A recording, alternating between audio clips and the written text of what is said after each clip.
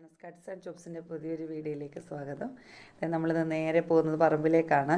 ഇവിടെ നമ്മുടെ നീലത്തണ്ടൻ പപ്പായ പഴുത്ത് റെഡിയായിട്ട് നിൽപ്പുണ്ട്. പഴുത്ത് നോക്കി നമ്മൾ ഒരെണ്ണം പറിച്ചിട്ടുണ്ട്. തനിയെ കിളിർത്ത് വന്നതാണ്. നമ്മുടെ നാട്ടിൽ സാധാരണയായിട്ട് കാണപ്പെടുന്ന ഒരു ഇനമാണ് നീലത്തണ്ടൻ പപ്പായ.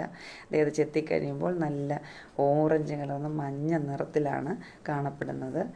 നമുക്ക് ഇവനെ നന്നായിട്ട് ഇന്ന് ചെത്തിയെടുത്ത് നമുക്ക് അതിനെ ഒരു പുതിയ ടേസ്റ്റിൽ നമ്മുടെ കുട്ടികൾക്കൊക്കെ കൊടുത്തു നോക്കാം. എങ്ങനെ ഉണ്ടായിരിക്കുമെന്ന് നമുക്ക് കണ്ടു നോക്കാം. സാധാരണയായിട്ട് പപ്പായ കഴിക്കാൻ പല കുട്ടികളും ഇഷ്ടപ്പെടത്തില്ല. പക്ഷേ നല്ല ഒരു ഫ്രൂട്ടാണിത്. അതിന് ധാരാളം ഗുണങ്ങളുണ്ട്, നമുക്കറിയാവുന്നതാണിത്. അതുപോലെ നമ്മുടെ സൗന്ദര്യത്തിനും യൗവനത്തിനും ഒക്കെ വളരെ നല്ലതാണെന്നാണ് പറയപ്പെടുന്നത്.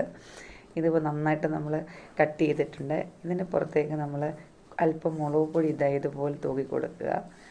അപ്പോൾ അത് അത്യാവശ്യത്തിനുള്ള എരിയാകാം, ഒരുപാട് എരി ആവരുത് കേട്ടോ. എന്നിട്ട് കുറച്ച് ഉപ്പ് അതും ആ മുകളിലേക്ക് ചെറുതായിട്ടൊന്ന് തൂക്കി കൊടുക്കണം. എല്ലാം ഒരു പരുവത്തിനേ ആകാം, നമുക്കറിയാമല്ലോ നമ്മൾ കഴിക്കുന്ന ആ ഒരളവൊക്കെ. എന്നിട്ട് അതിനെ നന്നായിട്ട് ഒന്ന് തൂത്തെടുത്ത് നല്ല വൃത്തിയായിട്ട് എല്ലായിടത്തും ഒന്നാകുന്നത് പോലൊക്കെ നന്നായിട്ട് നമ്മൾ കൈ കൊണ്ടൊന്ന് ജസ്റ്റ് പുരട്ടിയെടുക്കണം. ഇതേ കൊടുത്ത് നോക്കാം. ഹലോ ഗായ്സ്, ഇന്നത്തെ ഓമിറ്റാണ്.